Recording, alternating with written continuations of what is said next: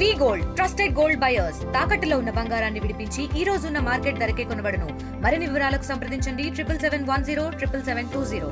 చాలా అన్ఫార్చునేట్ జరగకూడని సంఘటన ఇది.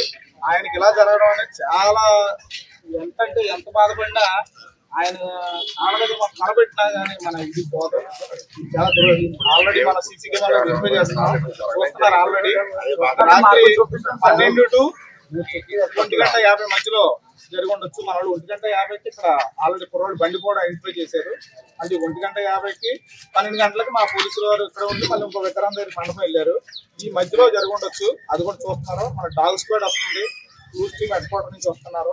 ఇవన్నీ కూడా మనం త్వరితగతిన చేస్తున్నాం. మా డిఎస్పీ గారు అందరూ వచ్చేస్తున్నారు.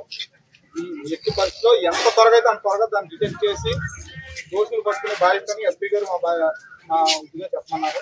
చేస్తున్నాం, మా పని చేస్తున్నాం. ఈ లోపు మాత్రం దయచేసి మన కుర్రోలు రాకుండా అంబేద్కర్ జయంతిని పురస్కరించుకొని శంకవరం గ్రామస్తులంతా ఎస్సీపేట గ్రామస్తులంతా ఏకమై ఘనంగా అంబేద్కర్ని ఊరేగించుకోవడం వల్ల ఈ ఊరేగింపు చూసి వారవలేని కొంతమంది అగ్రవర్ణ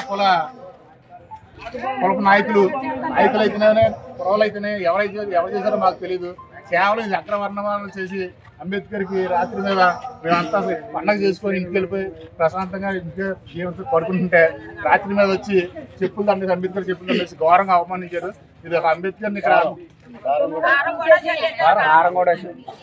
చెప్పులు దండేసి ఘోరంగా అవమానించి ఎక్కడైతే తెలిసిపోతుందని పోలీస్ స్క్వాడ్ డాగ్ స్క్వాడ్ కూడా తెలియకుండా కారం జల్లి చాలా తెలివితేటలుగా చాలా క్రిమినల్గా ఆలోచించి కేవలం ఎస్సీపేటని అంబేద్కర్ని అవమానించడానికి. మరిన్ని వీడియోస్ కోసం ఛానల్ ని సబ్స్క్రైబ్ చేయండి. లేటెస్ట్ అప్డేట్స్ కోసం వాట్సాప్ ఛానల్ ని ఫాలో అవ్వండి. ఆ లింక్ డిస్క్రిప్షన్ లో ఉంది.